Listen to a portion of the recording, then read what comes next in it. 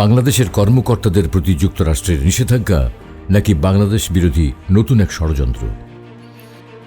সম্পূর্ণ বেআইনি ও একতরফাভাবে যুক্তরাষ্ট্রের অর্থ দপ্তরের foreign assets control office OFC এবং পররাষ্ট্র দপ্তর, বাংলাদেশ পুলিশ প্রধান ও বাংলাদেশ পুলিশের বিশেষায়িত ইউনিট RAB ও তাদের 6 জন কর্মকর্তার উপর নিষেধাজ্ঞা দিয়েছে। এতে করে ওইসব কর্মকর্তাদের যুক্তরাষ্ট্র প্রবেশে বাধা নিষেধ আরোপ হবে এবং তাদের নামে যুক্তরাষ্ট্রে কোনো সম্পত্তি থাকলে তা বাজেয়াপ্ত হতে পারে। এখন প্রশ্ন হলো, যুক্তরাষ্ট্র কেন এমন নিষেধাজ্ঞা দিল? এটি কি শুধুই বাংলাদেশের কয়েকজন সরকারি কর্মকর্তা ও একটি প্রতিষ্ঠানের উপর নিষেধাজ্ঞা, নাকি বাংলাদেশ বিরোধী নতুন এক ষড়যন্ত্রের অংশ? বিষয়গুলো খতিয়ে দেখা যাক। Foreign assets control office OFC আসলে কাদেরকে এমন নিষেধাজ্ঞা দেয়? OFC যে কোনো কারো বিরুদ্ধে কোনো ধরনের নিষেধাজ্ঞা আরোপের ক্ষেত্রে সাধারণত বেশ কিছু শব্দকে হাতিয়ার হিসেবে ব্যবহার করে। এই শব্দগুলোর মধ্যে রয়েছে মানবাধিকার, আইনের শাসন, মৌলিক স্বাধীনতা, যুক্তরাষ্ট্রের স্বার্থ ইত্যাদি শব্দগুলো। তবে 60-এর দশকে মডার্নাইজেশনের নামে বিভিন্ন দেশের বৈধ সরকারকে অবৈধভাবে ক্ষমতাচ্যুত করে নিজেদের মতো করে একনায়ক সরকার প্রতিষ্ঠা করে। কিন্তু এসব একনায়করা দীর্ঘদিন ক্ষমতায় থাকার কারণে যখন তাদের সাথে মার্কিন স্বার্থের সংঘাত হয়, তখন এসব একনায়কদের ক্ষমতা থেকে সরাতে স্নায়ুযুদ্ধ শেষ হওয়ার পর গণতন্ত্র প্রতিষ্ঠা নামে নতুন করে পুতুল সরকার ক্ষমতায় বসানোর এক তত্ত্বকে নিয়ে হাজির হয় যুক্তরাষ্ট্র।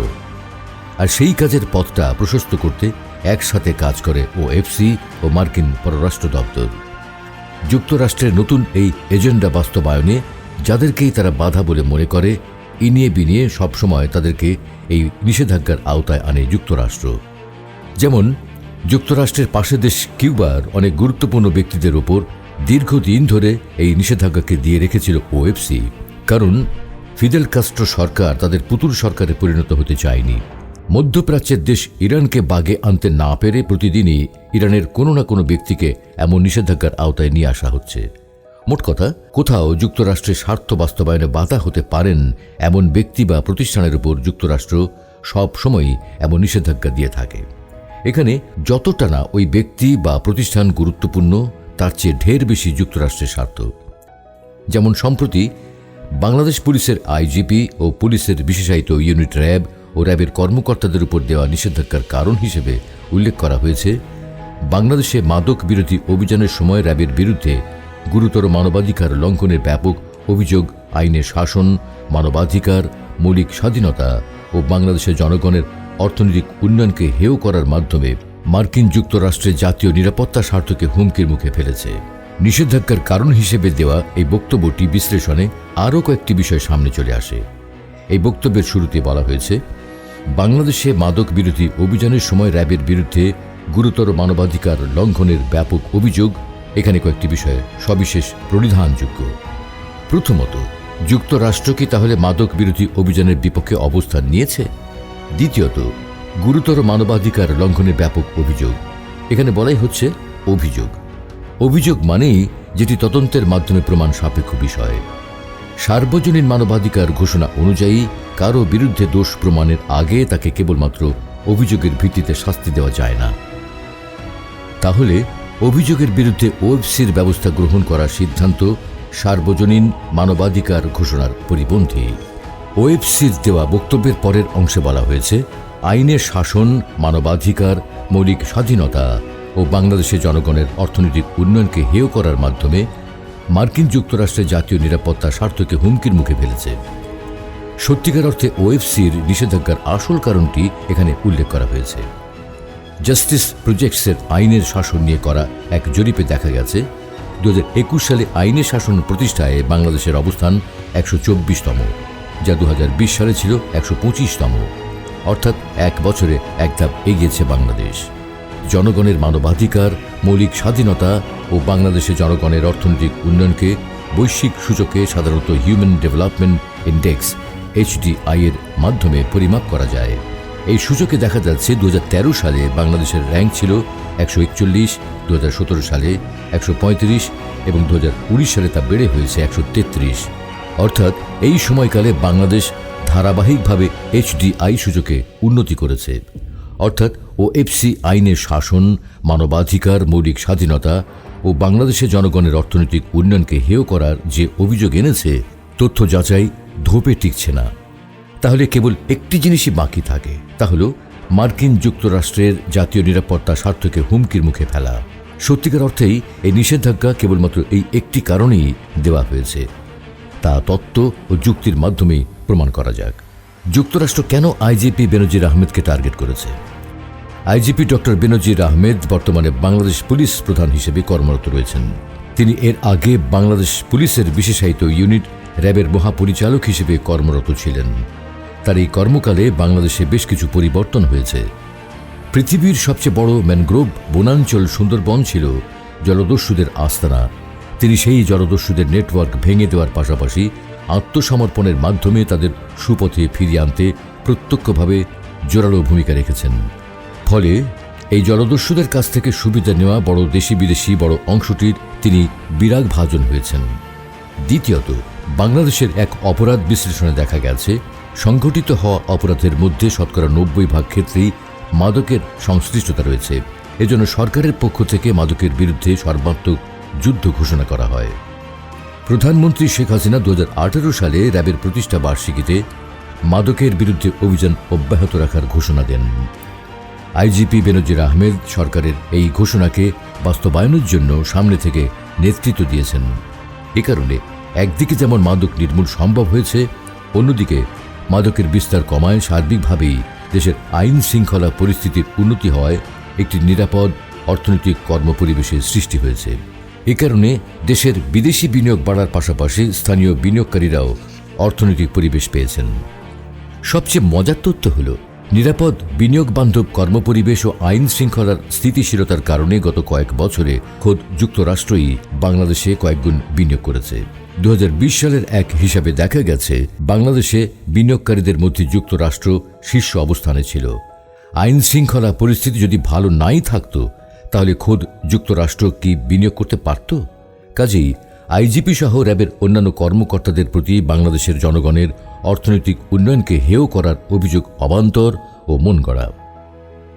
তৃতীয়ত, বাংলাদেশের বর্তমানে বড় মাথা ব্যথার কারণ রোহিঙ্গা ইস্যু। এই রোহিঙ্গাদের ব্যবহার করে আঞ্চলিক নিরাপত্তা হুমকি সৃষ্টির অপচেষ্টা করছেন অনেকে। সার্বিকভাবে বাংলাদেশ পুলিশ এই রোহিঙ্গাদের নিরাপত্তা নিশ্চিত করার পাশাপাশি অনেকের অপচেষ্টাকে রুখে দিচ্ছে। এ কাজে সামনে থেকে নেতৃত্ব দিচ্ছেন আইজিপি বেনজির আহমেদ, যা হয়তোবা যুক্তরাষ্ট্রের ভাষ্য মতে তাদের বাংলাদেশে মার্কিন যুক্তরাষ্ট্রের জাতীয় স্বার্থকে হুমকিতে ফেলে দিয়েছে। এজন্যেই প্রতিষ্ঠান প্রধান হিসেবে আইজিপির নামে এমন নিষেধাজ্ঞা আরোপ করা হয়েছে। যুক্তরাষ্ট্রকে সবার বিরুদ্ধে নিষেধাজ্ঞা দেয়? যুক্তরাষ্ট্র সাধারণ ওইসব ব্যক্তি বা প্রতিষ্ঠানের বিরুদ্ধে নিষেধাজ্ঞা দেয় যাদেরকে তারা স্বার্থ হাসিলের পথে বাধা বলে মনে করে। কিন্তু যিনি যুক্তরাষ্ট্রের পক্ষে কাজ করেন, তার বিরুদ্ধে মানবাধিকার লঙ্ঘনের অভিযোগ প্রমাণ হলেও সেক্ষেত্রে যুক্তরাষ্ট্র নীরব থাকে বা পক্ষ অবলম্বন করে। উদাহরণ হিসেবে উল্লেখ করা যায় ফিলিস্তিন, Iraq, Afghanistan, Iran, Syria, Yemen, Kashmir সহ বিভিন্ন দেশের চরমভাবে মানবাধিকার লঙ্ঘনের দায়ে অভিযুক্ত ও প্রমাণিত অপরাধীদের বিরুদ্ধেও এমন নিষেধাজ্ঞা দেয়নি যুক্তরাষ্ট্র। অনেক ক্ষেত্রে মানবাধিকার লঙ্ঘনের মিছিলে শরিক হয়েছে যুক্তরাষ্ট্র। পৃথিবীতে গত 40 বছরে সংঘটিত হওয়া অন্যায় সকল যুদ্ধের সূচনা করে কোটি কোটি নিরীহ মানুষকে হত্যা করেছে যুক্তরাষ্ট্র। 9/11 হামলার পর বেআইনিভাবে হাজারো নিরপরাধ মানুষকে বছরের পর বছর আটকে রেখে অবর্ণনীয় অত্যাচার ও নির্যাতন করেছে যুক্তরাষ্ট্র। কাজেই এসব ক্ষেত্রে ওএফসি ও মার্কিন পররাষ্ট্র দপ্তরের অধিকাংশ নিষেধাজ্ঞাই রাজনৈতিক, অধিকাংশ ক্ষেত্রেই তা হয়ে থাকে বাস্তবতা বিবর্জিত এক সিদ্ধান্ত। যুক্তরাষ্ট্রের নিষেধাজ্ঞা কি বাংলাদেশের বিরুদ্ধে নতুন ষড়যন্ত্র? ষড়যন্ত্র তত্ত্বের বিবেচনা ছাড়াও একটু গভীরভাবে দেখলে বোঝা যাবে বাংলাদেশের পুলিশ প্রধান, র্যাব ও র্যাবের কর্মকর্তাদের বিরুদ্ধে যেমন ঘোষণা প্রকৃতপক্ষে বাংলাদেশের উন্নয়ন ও অর্জনকে প্রশ্নবিদ্ধ করার পাশাপাশি আন্তর্জাতিক রাজনীতিতে বাংলাদেশকে চাপে রাখার একটি কৌশল মাত্র। এ ব্যাপারে ওয়াশিংটনের উইলসন সেন্টারের দক্ষিণ এশীয় বিশেষজ্ঞ মাইকেল কুগেলম্যান বলেছেন, যুক্তরাষ্ট্রের এই সিদ্ধান্তে বোঝা যাচ্ছে বাংলাদেশ নিয়ে ওয়াশিংটনের আর ধৈর্য ধরার সময় নেই। তারা আর বাংলাদেশের মানবাধিকার লঙ্ঘনের ঘটনা মেনে নেবে না। এই ঘটনা ঢাকার জন্য ভাবমূর্তির ক্ষেত্রে বড় এক ধাক্কা। সেটা শুধু একটি গুরুত্বপূর্ণ আইন শৃঙ্খলা রক্ষাকারী বাহিনীর উপর নিষেধাজ্ঞার জন্যই নয়, এর মধ্যে দিয়ে বাংলাদেশ এখন নিজেদের চীন, উত্তর কোরিয়া ও মিয়ানমারের কাতারে দেখবে। যুক্তরাষ্ট্রের এই সিদ্ধান্ত নিয়ে বিশেষ বাহিনীকে নিশানা করা এবং কপটতা করার অভিযোগ উঠবে। এক্ষেত্রে পাকিস্তান ও ভারতীয় নিরাপত্তা বাহিনীগুলোর মানবাধিকার লঙ্ঘনের কথা উঠে আসবে। চূড়ান্তভাবে আমার কাছে মনে হচ্ছে ওয়াশিংটন এই সিদ্ধান্তে পৌঁছেছে যে নিজেদের স্বার্থ রক্ষার জন্য তাদের আর বাংলাদেশের উপর নিষেধাজ্ঞা আরোপ থেকে বিরত থাকার দরকার নেই। তারা আরও জোরালোভাবে শাস্তিমূলক ব্যবস্থা নিচ্ছে। এটা যুক্তরাষ্ট্র বাংলাদেশের সম্পর্কের জন্য ভালো বিষয় নয়। সত্যিকার অর্থেই ভূ রাজনীতি সহ নানা কারণে বাংলাদেশ এখন দক্ষিণ এশিয়ার গুরুত্বপূর্ণ স্থান। তদুপরি বাংলাদেশের প্রধানমন্ত্রী শেখ হাসিনার বলিষ্ঠ নেতৃত্বে গত কয়েক বছরে ধারাবাহিকভাবে অর্থনীতি, আইন শৃঙ্খলা সহ সাস্টেনেবল ডেভেলপমেন্ট গোল সহ প্রতিটি আন্তর্জাতিক সুযোগে এগিয়ে গেছে বাংলাদেশ। বাংলাদেশ বর্তমানে বিশ্ব ক্রীড়ানকদের কাছে আর হাতের পুতুল নয়। এটি বাংলাদেশের স্বাধীনতার বিরোধিতাকারী মার্কিন যুক্তরাষ্ট্রের কাছে ভালো লাগার মতো বিষয় নয়। কেননা বাংলাদেশের 1/11 মতো পরিস্থিতি সৃষ্টির পেছনে মার্কিন যুক্তরাষ্ট্রের ভূমিকার কথা সর্বজন স্বীকৃত। কাজেই স্থিতিশীল বাংলাদেশকে অস্থিতিশীল করতে সবার আগে আইন শৃঙ্খলা পরিস্থিতিকে দুর্বল করতে হয়। এজন্য বাংলাদেশের আইন শৃঙ্খলা রক্ষার প্রধান প্রতিষ্ঠান বাংলাদেশ পুলিশের আইজিপি ও পুলিশের অধিভুক্ত একটি প্রতিষ্ঠানকে টার্গেট করা হয়েছে।